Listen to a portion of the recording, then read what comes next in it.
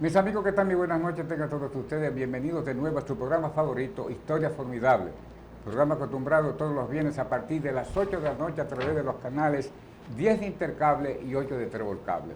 En la noche de hoy, como siempre, acompañado de Carla, la periodista Carla Ortiz, en la noche de hoy vamos a tener un programa de una persona que pudiéramos llamar polifacético. Polifacético porque es gestor deportivo, es escritor también. Fue gerente del Banco de Reservas en la provincia de Peravia y en diferentes ciudades del país también. Una persona muy conocida por todos ustedes. Vamos a darle la bienvenida, Carla, al licenciado Jesús Ramón Báez Coste, que tenemos de invitado en la noche de hoy.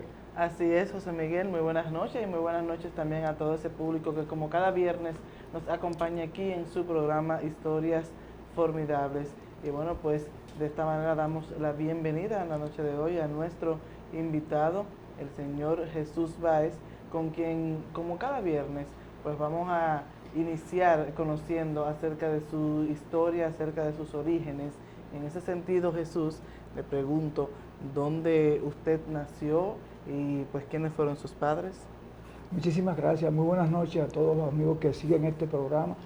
Para mí es un gran honor poder participar con ustedes en este tan visto programa y la verdad es que lo hice por la familiaridad que que tengo con el compañero de la base, ya que yo me he negado ya a participar en paneles de televisión, en programas de televisión, y no quiero ya realmente estar envuelto en el mundo que me vi por 2 años trabajando en la televisión, pero no obstante estoy aquí, estoy dispuesto a responder cualquier tipo de pregunta. En cuanto a tu pregunta con relación a dónde nací, mira, mi historia nace y hay mucha gente lo desconoce y qué bueno que tengo la oportunidad de que la mayoría de las personas me van a conocer hoy día. Yo nací en La Vega en el año 1957.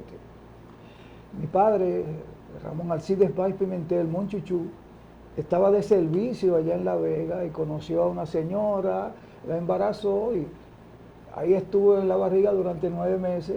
Mi papá lo trasladaron para Barahona de La Vega. Él no se dio cuenta nunca de que había dejado una señora embarazada y así nací yo en el 57, perdón.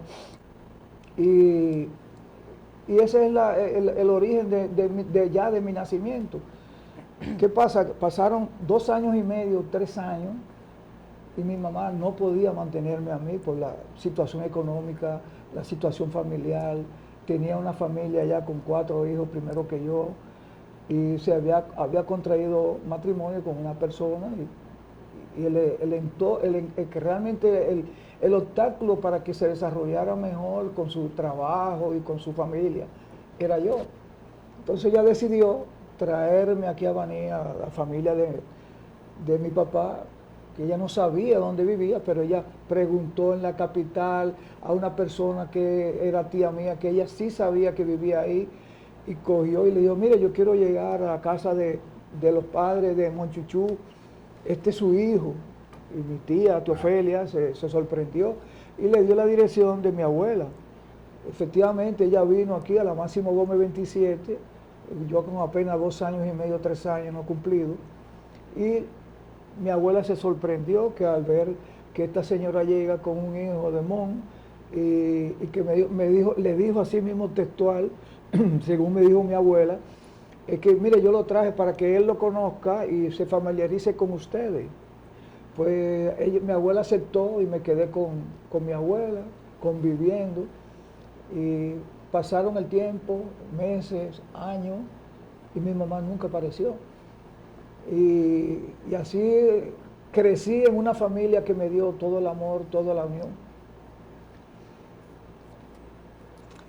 Y realmente para mí fue de mucha bendición.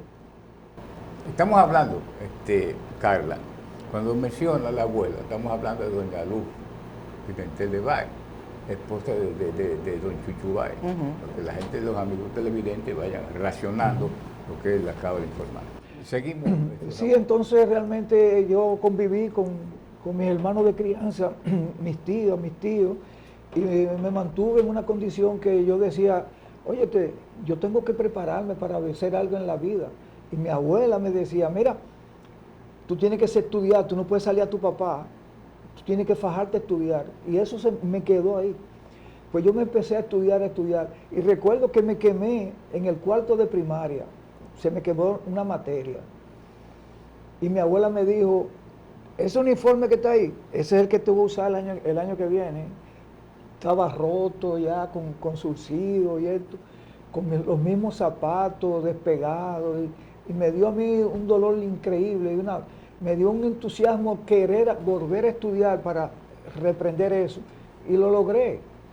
Los compañeros se fueron al quinto curso y yo me quedé en el cuarto, pero en el mes de diciembre me dieron un examen de reposición y volví otra vez, me pasaron al quinto curso y ya estaba junto con mis compañeros. Y así pasó mi vida en el asunto ya de la primaria, terminé mi primaria, terminé la secundaria y nunca se me quedó una materia. Don Jesús, y cuando su mamá vino y lo trajo a Baní, su papá estaba casado con otra persona, ¿tenía o tuvo más hijos después de eso? Sí, mi papá era policía en Barahona. Cuando él llegó, él pidió la baja y dejó la policía, y cuando llega a mi casa no tiene trabajo. Pero él se casó y se fue a un campo a vivir con su nueva esposa. Con esa tuvo una hija, después otro hijo, y estaban en el campo, en Arroyo Salado.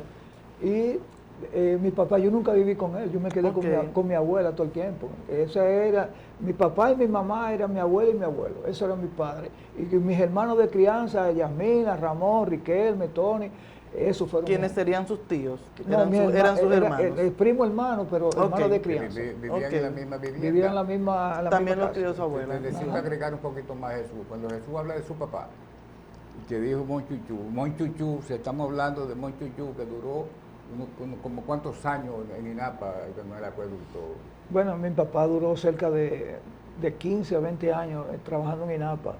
Y mi papá, aquí no hay un tubo colocado en todas las calles de aquí de Baní que mi papá no supiera dónde estaba. Yo recuerdo que ya estando todavía ya en su enfermedad, ya aquí retirado, llegaban ingenieros de INAPA y cogía lo primero que hacían era visitarlo a él, para decirle, yo quiero que tú me digas dónde está este empalme, dónde está esta tubería y esto. Él tenía tenían un historial aquí en Baní que eran muy poca gente que se preocupaban, como se preocupaba de él, por la limpieza de esa agua, la clorinación que le hacían al líquido. Y no obstante a eso, cuando él pasaba por una casa y veía a una persona lavando la casa, él se paraba en el motor a pelearle. Amigo, usted no sabe lo que usted está haciendo. Tú sabes lo que nosotros tenemos que hacer para que este líquido llegue a ustedes y tú lo coges para lavar la casa. Ese era mi papá. Ese era Monchuchú. Volvemos a la primaria, que ella te tiene algo más de la primaria y la secundaria, que ya no fuimos. Sí, ya nos habíamos ido. Preguntarle dónde entonces usted hizo sus primeros estudios, en qué escuela, la primaria y demás. En la escuela Fray Ignacio Suárez, que es ahora mismo Ana Reyes de Pérez. De ahí pasé al Liceo Viejo, hice el quinto y el sexto curso, y en compañía de tus padres. Yo estuve en sexto, séptimo y octavo, y de tu papá Arsenio, que guardamos siempre una buena amistad.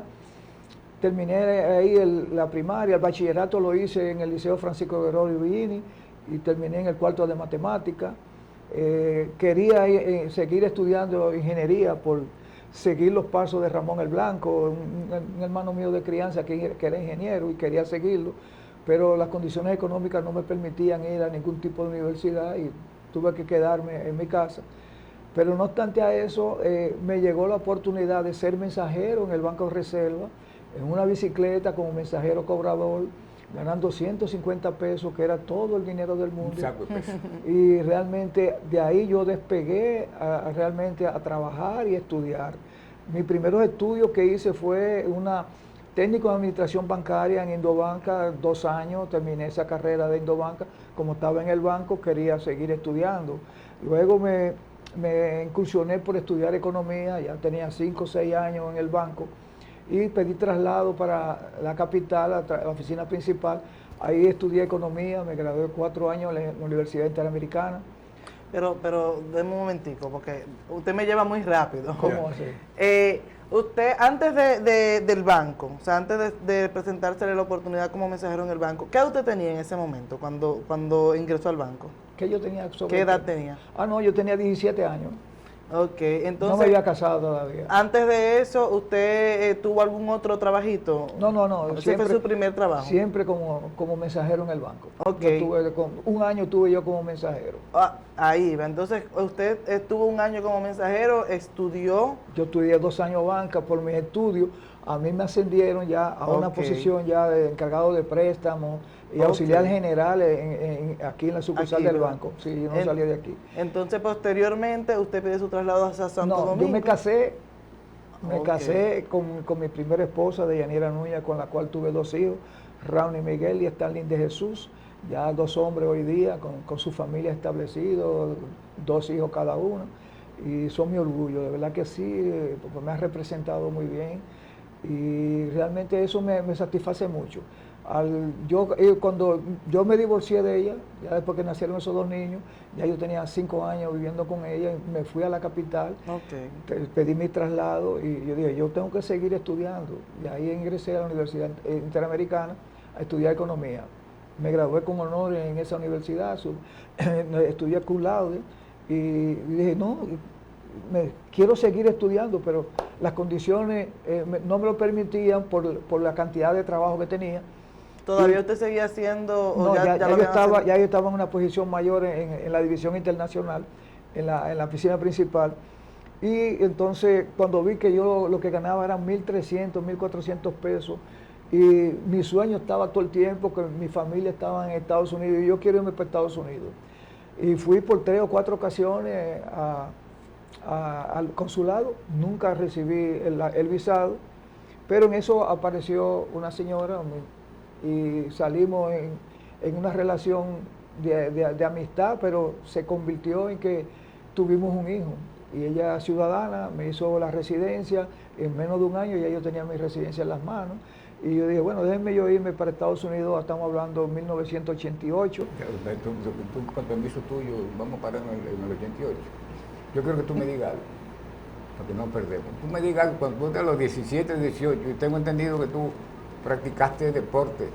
Claro, sí, ¿no? Yo veo muchas fotos tuyas en los años 70 y 80. Dentro de lo que era la juventud mía estudiando en el bachillerato, yo jugaba baloncesto, yo fui selección de aquí de Baní por 2 o 3 ocasiones, fui a Puerto Plata, fuimos a Barahona, y después tuve una lesión muy grande en una de mis piernas y me operaron y no podía seguir jugando. Entonces me dediqué a ser dirigente de los equipos.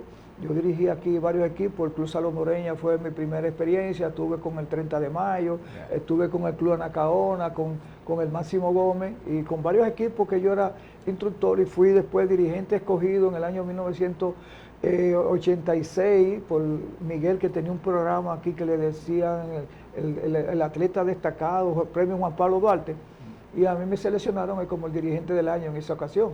No obstante, después de eso, ya que no estaba dirigiendo, asumí la dirección de la Asociación de Baloncesto de la provincia de Peravia y tuve por espacio de 2 años, por inconvenientes ya con la fanaticada, que hubo uno que me quería agredir, y yo con mi hijo ya nacido, y yo, nada, déjame dejar esto, y me dediqué a otras cosas ya que no estaba envuelto en el deporte.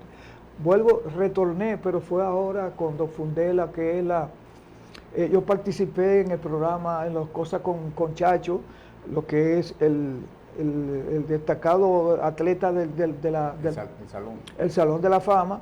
Yo organicé el primero, el segundo, el tercero y el cuarto, trabajé con ellos, pero ya yo estaba viviendo en Estados Unidos y yo venía.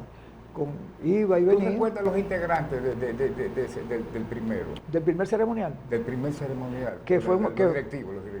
La directiva. O bueno, estaba Chacho, estaba yo como vicepresidente, estaba Ñoño, estaba Marino Roa, estaba Wilson Guerrero, estaba Radamés Villal, Carlos Herré y Sierra. Esa no fue la directiva. Lo primero que trabajamos. ¿Y cuántos se han efectuado ya? Ya se han efectuado 5. 5. Yo no he participado más porque realmente Chacho en una de sus rabietas, violando lo que realmente eran los estatutos del ceremonial, me suspendió y me sacó del ceremonial porque yo no estaba de acuerdo con su posición política que había asumido en ese momento con el PLD. Yo le dije, yo no soy del PLD, chacho, yo vine aquí y te estoy haciendo un trabajo gratuito, pero tú no me vas a obligar a mí a que yo seguirte, ponerme una cachucha morada. Y ahí eso me dolió mucho y realmente él me sacó. Hasta ahí yo llegué. Pero tú fuiste de los fundadores, ¿verdad? No, yo fui vicepresidente y fundador de esto. Eso, y quiero que anoten ahí bien claro que eso no fue una obra de Chacho, esa obra fue del primo Rubén Villalona, quien dio todo lo que es el código de lo que se iba a hacer, incluso con las estrellas. Ajá. Eso fue Rubén Villalona. Y Rubén me habló conmigo y yo hablé con Chacho y le dije, Chacho, pero mira, si hay esto, vamos a hacer esto. Y Chacho se entusiasmó y lo hicimos. Eso fue el ceremonial de los inmortales. Usted menciona que tuvo diferencias con Chacho por un tema político. Entonces, esa parte me lleva a preguntarle, ¿en algún momento usted participó de manera activa en la política en la provincia de Peravia? No. Yo nunca he trabajado en política organizada aquí con ningún partido.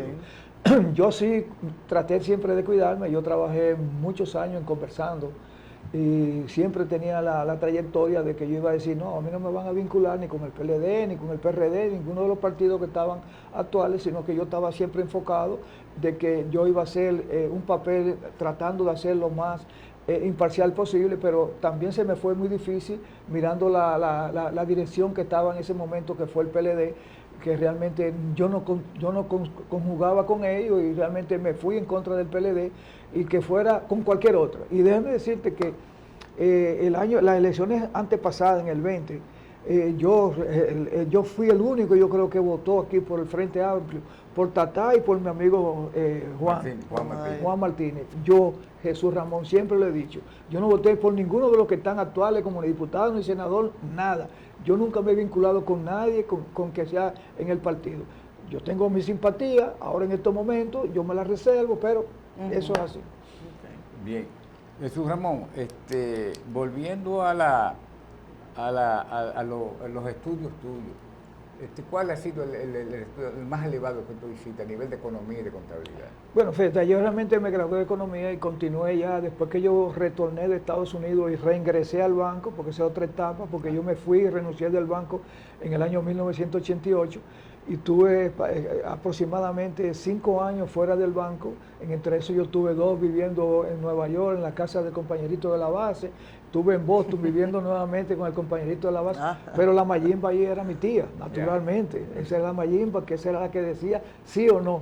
Y yo le agradezco mucho por su soporte que me hicieron allá en esas ciudades.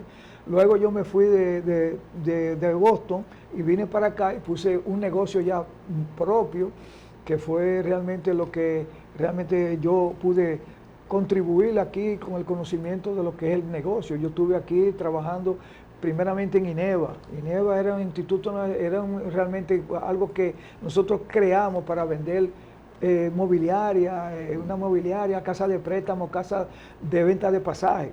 Y en el año 93 hubo una crisis grandísima con el sector financiero y nosotros nos fuimos de paso en ese momento, pero gracias a Dios salí por la puerta grande sin tener nadie que yo le deba, ni nadie, bueno, sí, muchos que me debían a mí, sí, no me pagaron, pero yo sí a todo le cumplí con gracias a Dios con eso, porque yo siempre decía, yo algún día vengo para acá y vengo en otra posición y nadie me va a poder señalar de que tú me debes, no, nadie me puede decir eso. Así que yo tuve en el 93, fui para Estados Unidos, en el 92 yo fui para Estados Unidos y en el 93 recibí la llamada de que me reintegraron en el banco. En el banco me reintegraron y yo ahí empecé a trabajar con el departamento de Contraloría y yo era que hacía auditoría en los diferentes pueblos, pero al año me llamaron, como sabían del conocimiento que yo tenía de operacional, me llamaron para que yo fuera a aguantarle vacaciones a los gerentes. Y así yo tuve año y medio provisional aguantando a los gerentes, todo en la capital. Yo la capital la caminé entera aguantando las vacaciones. ¿El gerente de qué banco? Del gerente del Banco Reserva.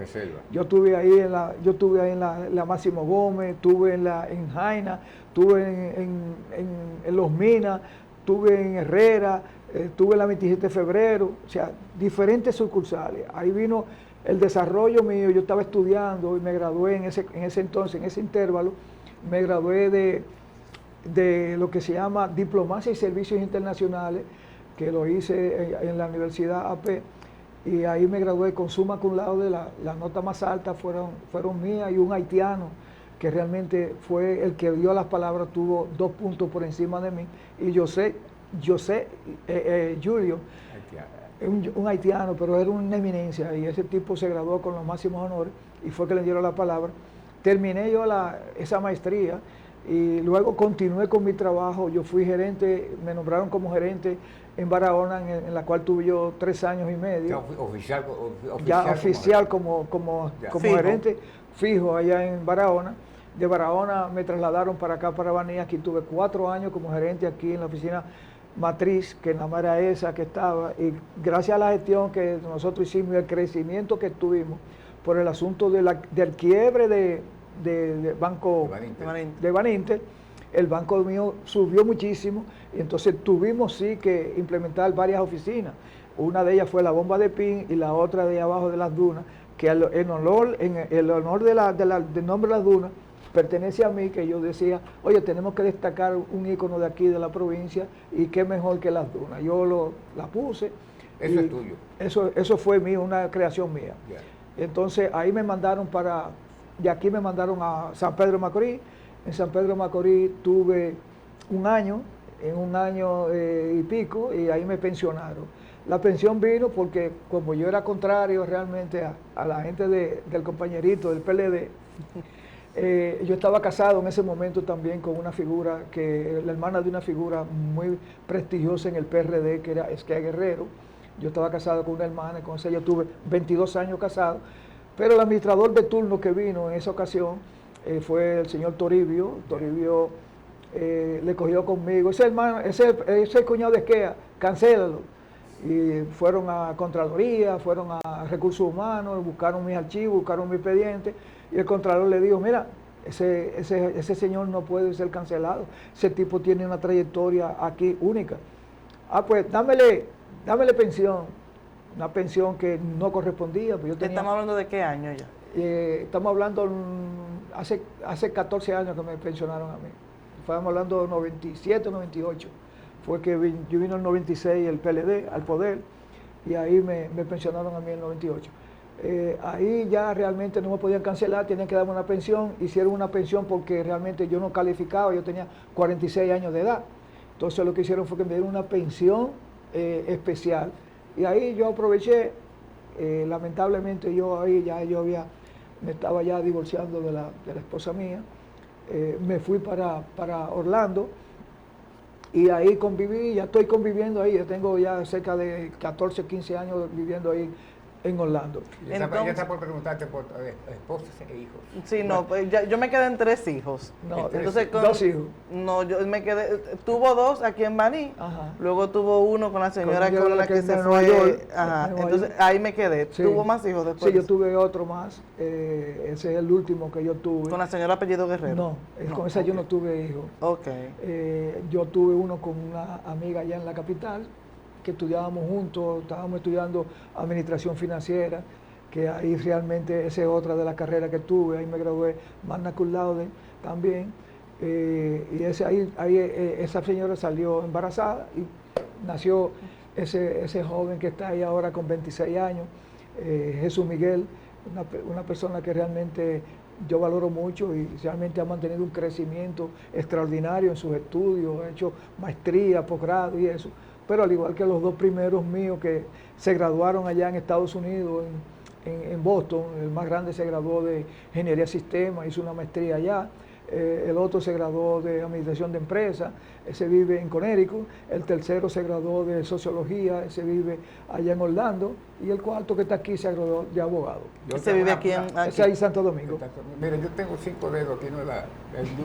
Ella quiere saber cuántas veces tú te has casado. Yo me he casado 4 veces. Espera. Ok. Aquí tengo 1, 2, 3, 4. ¿Y en la actualidad está casado? Sí, yo estoy casado con la que estoy viviendo en Orlando, y realmente ha sido mi complemento, una persona que es maravillosa, me ha comprendido, me ha entendido bien, Ella dice que te agarré la bajadita. Sí, yo le dije, sí, también. Eso es así, pero ella ha sido mi complemento, nos llevamos muy bien. O sea, ella ha sido mi compañera, mi confidente, todo lo que para mí es Baganiona Mota. Que sí es de personas conocidas, porque el nombre de tu esposa. Baganiona Mota Maquine, ella es Mota Maquine, realmente es de dos familias aquí muy destacadas, su papá es muy conocido, Salvador Mota alias Burrudo, y su madre Carmen Maquine, hija del profesor Maquine, hermano del profesor Maquine, de Carlos, y hermano de Sonia, eran 12 ellos, y los 12 eran músicos. Eso era la familia Maquine. Entonces, una pregunta de algo un poquito más atrás. En esos años anteriormente que usted estuvo en Estados Unidos, cuando vivió en Nueva York y en Boston, ¿a qué usted se dedicó allá? Mira, eso fue en Nueva York cuando yo llegué. Realmente yo me fui con la intención de estudiar inglés y me inscribí en una escuela, allá tuve 3 meses estudiando inglés, pero tenía que regresar nuevamente aquí al banco porque fue una licencia sin disfrute de sueldo, más mis vacaciones, que fueron casi 4 meses y medio. Eso lo tuve yo en Nueva York. Yo vivía en Diamond, en la 200, después me mudé de Diamond y fui a trabajar en una tienda de vestir de hombre en la 141 y Broadway. De ahí vivía cerca de mi hermana que vivía en la 144 y Broadway. Tuve ese tiempecito ahí en Nueva York. Después yo regresé al banco y ahí fue que yo puse mi renuncia y me fui para Estados Unidos. Ya en ese caso yo me fui para Boston, ahí con Riquelme, Tony, José Miguel, Ariadne, Ainé, Miguelito, convivíamos ahí en Loren. Yo duré trabajando con los muchachos, pintura, trabajo durísimo de pintura. ¿Tú eres buen pintor? ¿Perdón? ¿Tú eres buen pintor? No, yo no soy buen pintor. Los muchachos me tenían a mí para coger los chivos, los aquilos, los marcos de las puertas y eso. Pero no, yo no fui buen pintor, realmente yo no era mi vida. Yo me vi ahí trabajando y yo decía, oye, pero yo estudié economía, estudié esto y yo estoy aquí como un obrero. Entonces ahí fue que yo decidí regresar al banco y ahí fue que incliné más mi estudio, que ahí obtuve ya trabajando en el banco 3 maestrías, que realmente eso me motivó y me ayudó mucho. Yo tengo la maestría en diplomacia, tuve una en administración financiera y la última que hice fue en administración de empresas con la Universidad de Quebec, ahí en AP, que ellos venían aquí. Tuve 2 años trabajando en esa maestría y eso me ayudó muchísimo.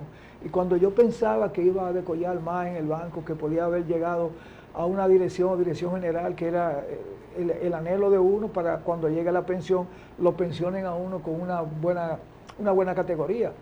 Pero ahí llegó el desenlace de que realmente me pensionaron, se desperdició todos los estudios que yo tuve ahí y realmente yo dije, no, me voy a dedicar a escribir ahora, después que yo ya no tenía nada que hacer, vago en la casa y no tenía un entretenimiento. Lo que hice fue que me puse a hacer libros y a mí me entusiasmó mucho que yo hacía muchos escritos en la televisión, en los periódicos, y entonces Saúl Montero y el amigo Díaz Melo, oye, pero tú tienes material para eso, tú puedes ser sustituto aquí de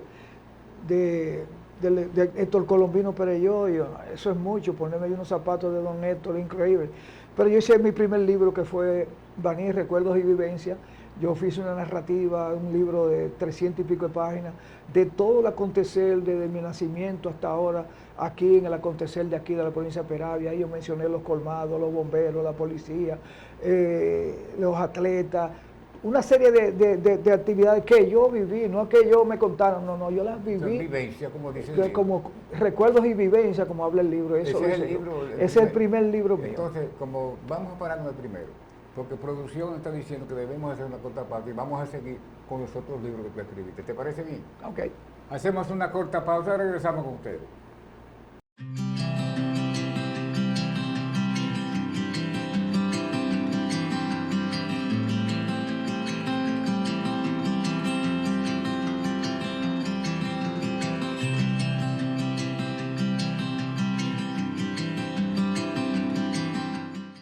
Visión Matinal, con más de 20 años brindándote la mejor información cada mañana, manteniéndote informado de todo lo ocurrido en nuestra provincia de Peravia, con entrevistas, comentarios, reportajes y demás. Conducido por nuestros periodistas Luis Manuel Pimentel, José Dicey, Wilson Peña y José Miguel Ortiz. De lunes a viernes a partir de las 7 de la mañana por el canal 3 de Visión 3000. Visión Matinal, tu vía informativa de cada mañana. Estamos celebrando los 10 años de Cefelco.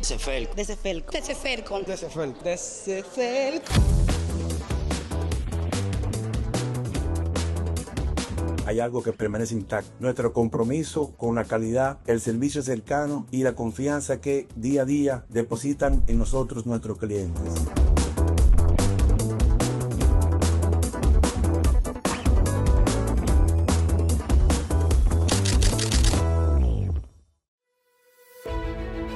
Paso a paso, con esfuerzo y dedicación, el alcalde Santos Ramírez ha ido transformando nuestro pueblo, devolviendo su imagen, aportando calidad de vida a nuestra gente.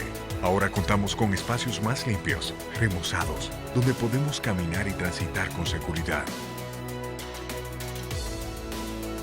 Enfrentamos cada problema con responsabilidad, dando la cara, trabajando para todos por el Baní que queremos y nos merecemos. Esta es nuestra ciudad, por eso seguiremos trabajando juntos, cercano a la gente. Sin lugar a dudas, estamos cambiando. Ayuntamiento de Baní, una nueva visión. La variedad es buena, pero lo nuestro es mejor. Producimos con conocimiento, calidad y pasión. Baní lo tiene todo. Apoya a tu pueblo. Consume lo nuestro.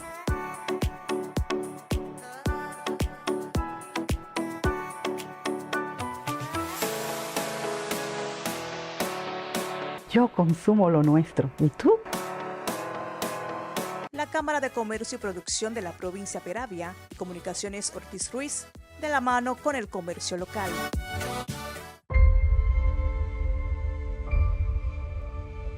Baní no es solo un punto en el mapa.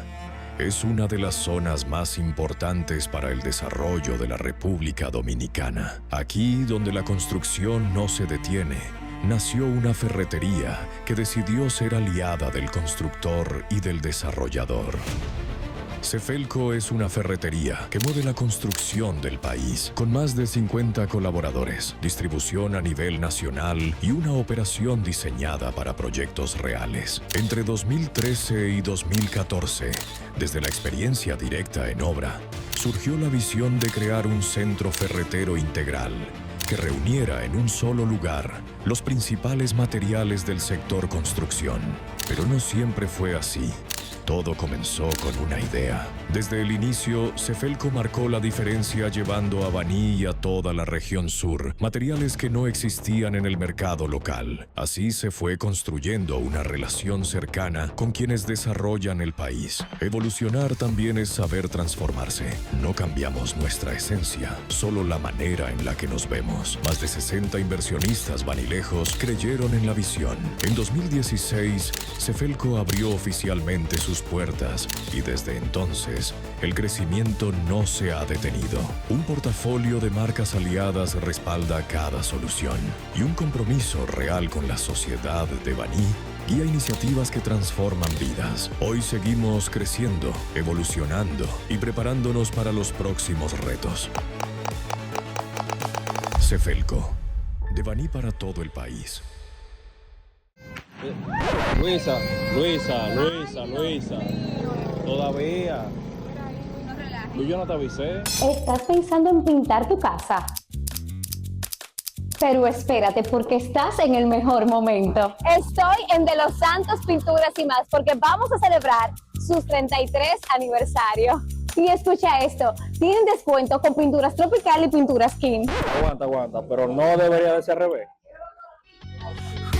Así que ya sabes, pasa por De Los Santos Pinturas y aprovecha este 33 aniversario.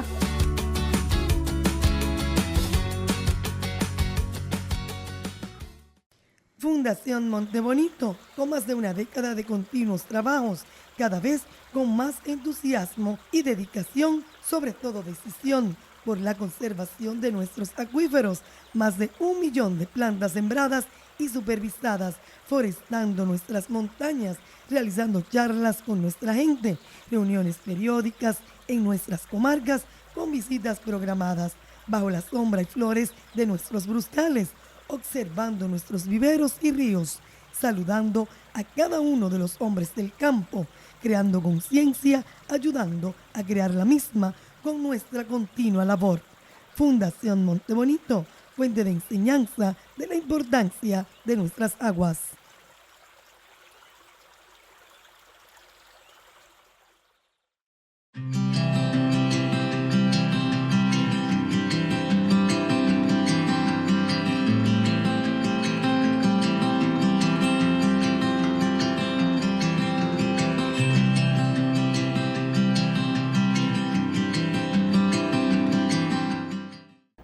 Y bien, mis amigos televidentes, seguimos con su programa favorito, Historia Formidable. Esta noche con el licenciado Jesús Ramón Baycoste. Y estábamos hablando de los libros, Jesús Ramón.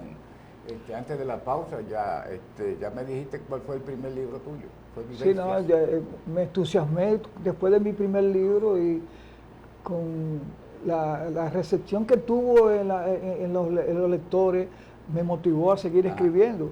Yo hice 1000 ejemplares y se fueron los 1000 ejemplares de mi primer libro. Entonces incursioné en un segundo y cuando se lo di a mis asesores me dijeron, no lo lances porque te puede traer problemas ya de tipo familiar, y no lo hice porque ahí estaba mencionando a mi mamá, al esposo en ese momento, mis hermanos. No quería yo traer un conflicto, entonces saqué el tercer libro mío, que es que se llama En busca de su madre, y eso es, ahí narro yo lo que yo te dije anteriormente con relación que mi mamá vino, me dejó de mi abuela, y todavía yo con 18, 20 años no sabía quién era mi mamá, y entonces yo me puse en eso. Yo tengo que conocer a mi mamá, porque yo no puedo venir soportando los bullying en la escuela. ¿Quién es tu mamá? Ah, no tienes mamá. Y ese es un relajo, y eso me creó como un conflicto ya emocional, sentimental, de que yo tengo que conocer a la mujer que me parió a mí. Y me puse en eso, y un tío mío que trabajaba en ese entonces en el correo, se puso en eso. Y digo, ¿cómo se llama tu mamá? Yo lo único que sabía era de mi mamá, que se llamaba Florentina Coste, más nada. Y mi tío, buscando en las cartas que llegaban de Estados Unidos en ese momento, encontró la dirección, Florentina Coste, San Francisco de Asís, número 44, La Vega. Me lo dio, y yo dije, yo voy a ir a conocer a mi mamá. ¿Y qué edad usted tenía en ese momento? Yo tenía cerca de 22 más, 22 a 23, por ahí estaba yo. Okay. Y me fui, conocí a mi mamá. Yo llegué, una sorpresa muy grande, pero eso lo dejo en el libro. El libro es eso, la Así búsqueda que de su si madre. usted está como yo en este momento, lea el libro. Pero hay un libro inédito, hay algo por ahí, ¿no? ¿Sí? Aparte de ese. Claro, yo realmente, tú sabes que después yo seguí, y esto me lo pidió, el cuarto libro me lo pidió un amigo, Mi vida en la prisión. Él me dijo, yo quiero que tú me escribas como tú narras, me encanta tu forma, tu estilo. Yo quiero que tú hagas uno de mi vida, en la que yo viví en la prisión. Un amigo mío, hermano de crianza, jugamos basquetbol, jugamos voleibol, jugamos pelota juntos. Y tuvo 3 noches en mi casa, yo viviendo ahí frente al liceo, en los apartamentos. Él fue 3 noches consecutivas a narrarme su vida en la prisión.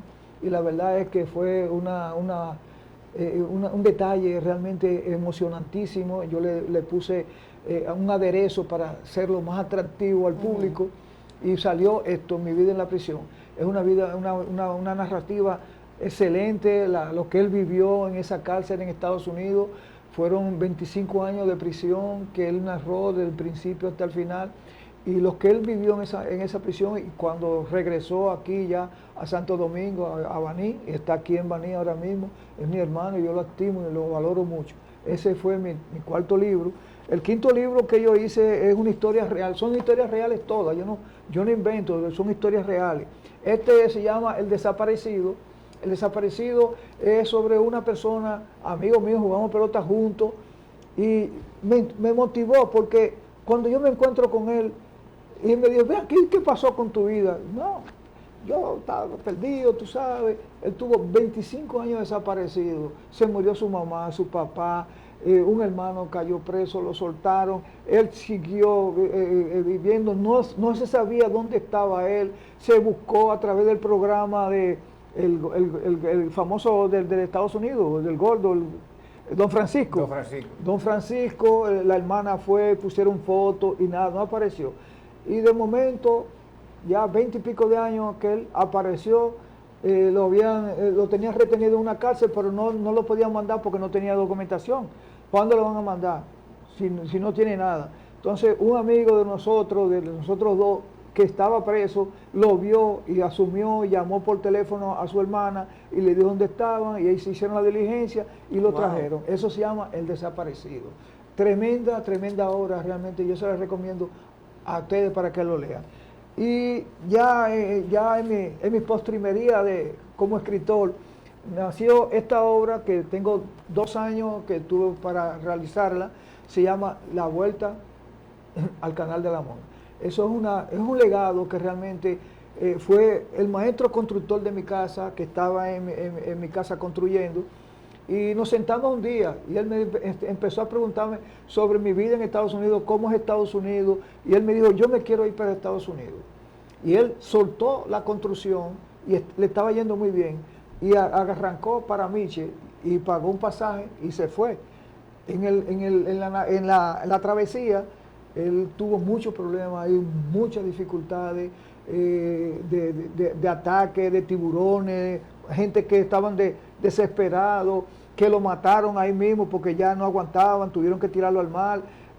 También antes de llegar, la barcaza que yo andaba, por los problemas de los drones, problemas ya de cosas, lo voltearon y tuvo que nadar él. Me dice, yo nadé para afuera como 3 esquinas, para afuera, para llegar a Puerto Rico. Cuando llegué a Puerto Rico, en la costa, mucha gente estaban esperándonos. Yo arranqué por monte y me fui para el monte y ahí amaneció él en el monte hasta que lo agarraron. Cuando lo detuvieron, él me dice que el juez le dijo, ¿qué tú haces aquí? Dice, no, yo vine a buscar trabajo para mantener a mi familia.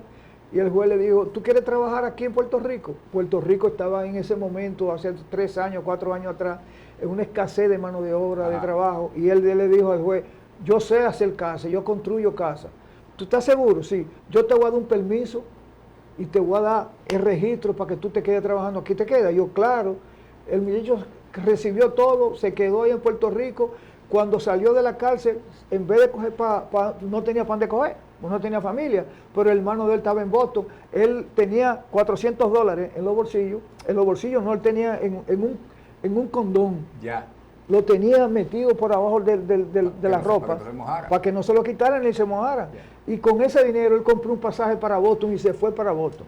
Con la carta de trabajo y con el Social Security consiguió trabajo en Boston.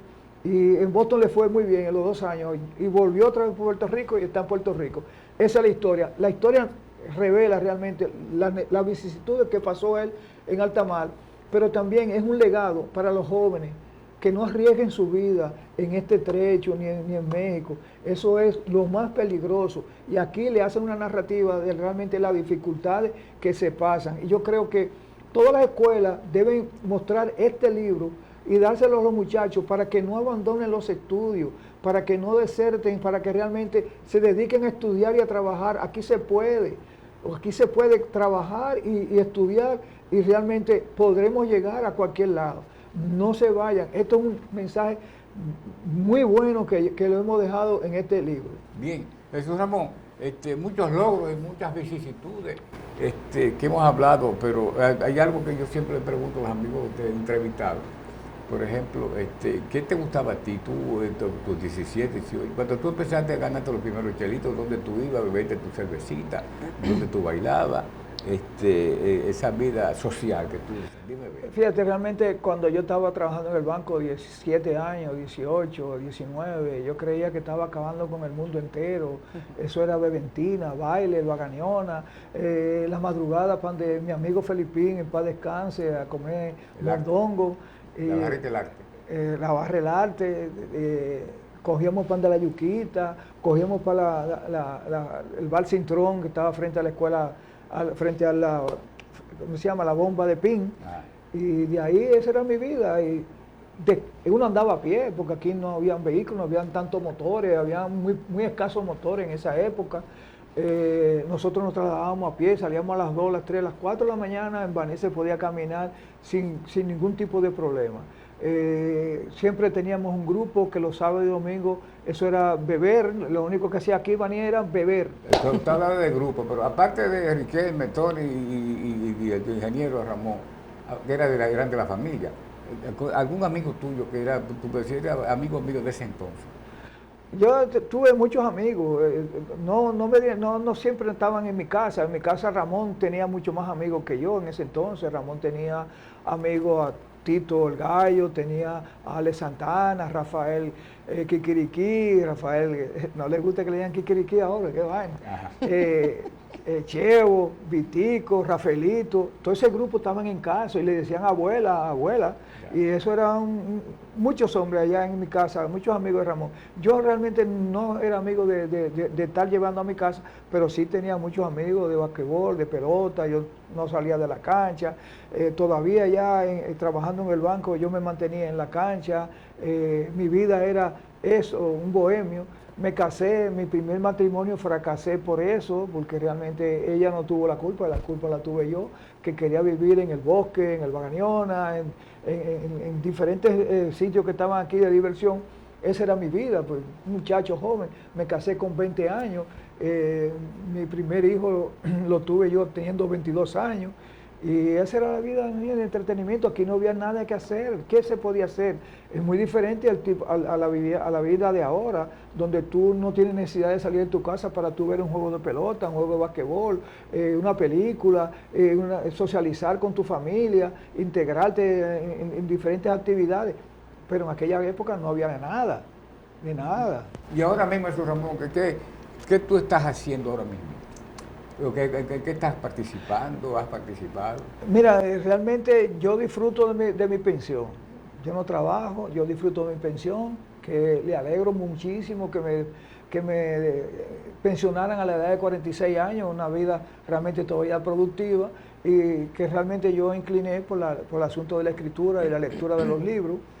Ahora mismo, actualmente, yo estoy envuelto en lo que es el plan de desarrollo sostenible de la provincia de Peravia, que yo entiendo que es el proyecto de proyectos que ha nacido aquí en Baní, gracias a una iniciativa del senador Julito Fulcar y todo el equipo y todo el grupo que acompañamos a Julito Fulcar, que realmente nosotros estamos comprometidos con el desarrollo de la provincia de Peravia.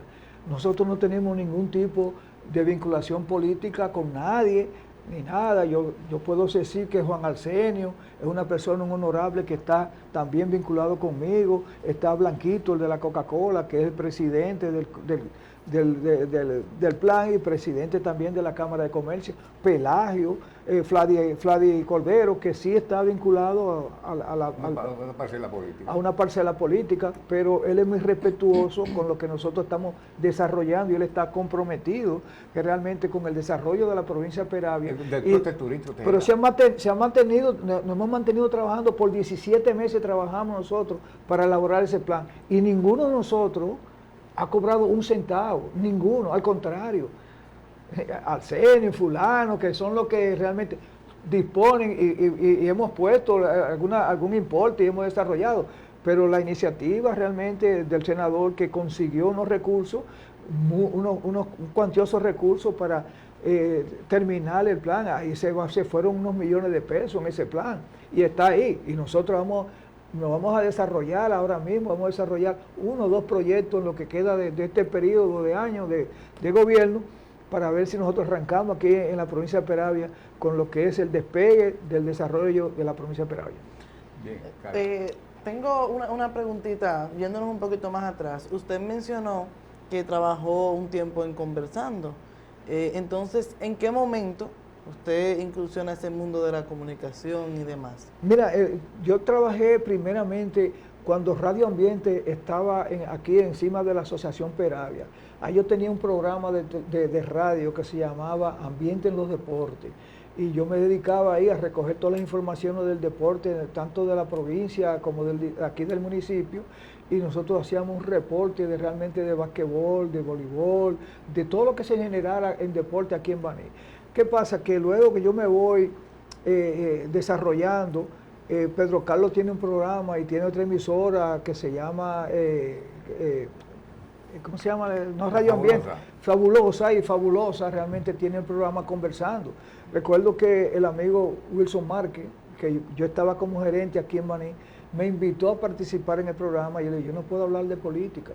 No, pero no hable de política porque tienen que respetar la condición de banquero. Y realmente me incliné ahí en dar el deporte en Fabulosa. Y por eso estuve trabajando ahí cerca de 2 años y medio, 3 años. Ahí también aproveché, yo tenía un programa religioso que lo encaminé, estuve trabajando por espacio de 2 o 3 meses antes que me trasladaran para San Pedro de Macorís. Se llamaba Jesús a través de la música, un programa estupendo con sentimiento religioso y realmente fortalecía la fe.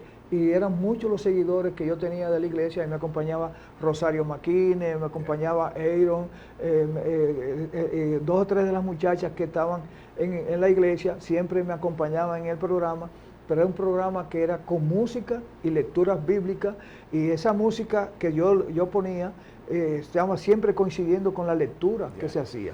Y ahí yo realmente me fui para San Pedro y dejé esto, pero yo regresé nuevamente cuando ya yo no estaba como gerente, ya yo incliné a hacer comentarios y hacer análisis político y de todo tipo ahí en Ambiente. Entonces, cuando usted inició en eso de esos programas radiales, con Ambiente en los Deportes, o sea, ¿qué fue lo que despertó en usted esa espinita de inclinarse un poquito a lo que era la comunicación radial? Fíjate, realmente no era que yo estaba tan inclinado con el asunto de trabajar en la radio, sino que yo veía como un momento de que yo podía crecer en un momento, y realmente lo utilicé así. Igual con la televisión, aquí en la televisión, yo nunca había trabajado en televisión, a menos que yo no viniera al programa de Wilson, aquí en este mismo espacio, y yo trabajaba con Wilson. Cuando yo llegaba y relajaba, ven que te voy a subir el rating de tu programa. Y siempre estaba aquí checheando con Wilson, quien fue una persona que yo admiré mucho y quise mucho, el señor Wilson Márquez.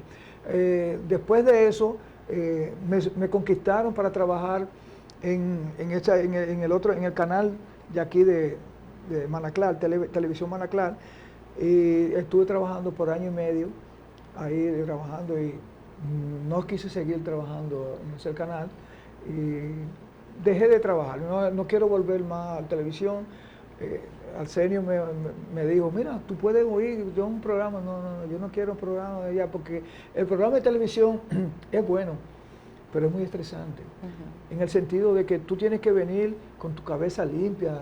Yo tenía que venir con mi barba siempre arregladita, mi pelo y mi traje, gastar gasolina y una serie de cosas que yo no lo estaba cobrando. Entonces yo no puedo seguir sacrificando mi bolsillo para estar en la televisión solamente por decir que hablé en la televisión.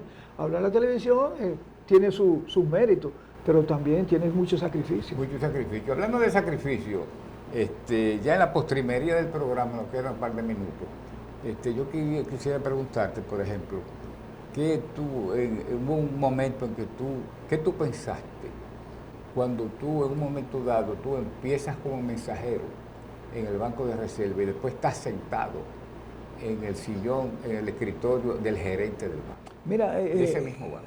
Cuando yo estaba como mensajero, sentado en un escritorito pequeño, y yo era que tenía que repartir toda esa correspondencia y montarme en una bicicleta, que aunque lloviera yo tenía que salir a reportar, a cobrar.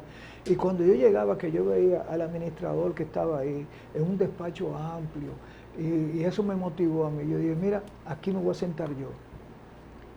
Y así fue. Yo me senté donde estaba ese administrador. En un momento dado tú dijiste, para ahí yo voy. Sí, no, yo siempre decía eso. Y yo le decía a los muchachos, yo voy a ser gerente, aquí yo me voy a sentar aquí en ese escritorio. Ellos no creían, ¿qué está hablando Jesús Ramón de ser gerente? En ese entonces era bien difícil, había que tener una trayectoria, porque antes era por trayectoria, por rango, por haber asimilado experiencia en diferentes departamentos hasta llegar a ser administrador. Pero después llegó una etapa que lo dañó lamentablemente el gobierno de Jorge Blanco, y empezaron a introducir personas en el banco por encima de uno y rompieron el esquema, y eso me motivó a mí a yo abandonar el banco en el 88, que renuncié, porque me pusieron una persona para yo enseñarle mi departamento y el departamento de arriba, y después que yo le entreno, entonces la ponen por encima de mí. Y yo, esto no es lo mío, déjame irme de aquí. Y me fui. Bien, Carlos. Entonces, ahora usted mencionó sus hijos, manifestó el orgullo que siente por sus hijos, pero también mencionó que tiene nietos. ¿Cuántos nietos tiene entonces? 7 nietos. Entonces, me gustaría saber quién es Jesús Ramón cuando tiene el traje de abuelo puesto. Mira, realmente yo no he tenido la satisfacción todavía de ser un abuelo que le da mucho cariño a mis nietos, porque todos viven allá afuera. Realmente se han criado siempre fuera de mí. Pero sí, la primera nieta que yo quise siempre tener una hija, y no la tuve, tuve 4 varones, pero siempre quise tener una hija. Sí, cuando me dieron la primera nieta, yo soy loco con Ruby, yo la quiero mucho a ella, y realmente con ella sí yo le he dado cariño, porque ella ha estado aquí, ella ha ido hablando a mi casa, ella ha estado allá, hemos compartido la oportunidad de haber ido a Disney ayer con ella. Y sí, esa es la que yo le he dado más cariño. Y el varoncito que está ahí ahora, que realmente no le he dado tanto cariño, pero sí, cuando voy siempre estoy abrazándolo y buscándolo. Y yo lo quiero también muchísimo eso. Entonces, ya, si José Miguel no tiene alguna otra pregunta, ya para finalizar, me gustaría que usted le envíe algún mensaje a la juventud banileja, porque ya que usted es un ejemplo de que se puede llegar desde lo más bajo hasta lo más alto. Sí, mira, realmente como yo vengo de un extracto social muy humilde, muy pobre, y fui creciendo, fui estableciendo, yo siempre creí, y por eso yo les recomiendo, que los jóvenes de ahora tienen toda la oportunidad del mundo. Ojalá yo haber nacido ahora y no en aquella época, porque ahora sí que hay oportunidades tecnológicas, de estudio, de facilidades, de transporte. Cuando yo estudié aquí no había transporte para ir a la capital, había que caer de bola o un expreso, una guaguita que subiera para allá, que estaba una chocín y otra línea que subiera. Pero sí yo les recomiendo a cada uno de los jóvenes que se alejen de los vicios, que se acerquen a lo que es las actividades sanas, el deporte, a esos jóvenes que sigan estudiando, que se preparen, que el futuro no tiene final, que no tiene choque allá en el cielo, es abierto para todo, cada uno de ustedes. Ustedes tienen toda la oportunidad del mundo. Yo los invito a que realmente se preparen, que sean buenos profesionales, que sean buenos padres, que sean buenos hijos con sus padres. Y todo lo que yo les puedo recomendar es eso, trabajar, sacrificarse y estudiar, que es el futuro del mañana. Bueno, pues muchísimas gracias don Jesús, por estar con nosotros esta noche y por compartirnos su historia de vida. Y también pues muchas gracias a ustedes por el favor de su sintonía. Les recordamos que el próximo viernes tenemos una cita nueva vez aquí en su espacio Historias Formidables, a partir de las 8 de la noche por los canales 10 de Intercable y 8 de Trébol Cable. Y recuerden también que esta y todas nuestras entrevistas están disponibles en nuestro canal de YouTube, Historias Formidables. Estuvieron con ustedes Carla Ortiz y José Miguel Ortiz. Pasen ustedes la mejor de las noches.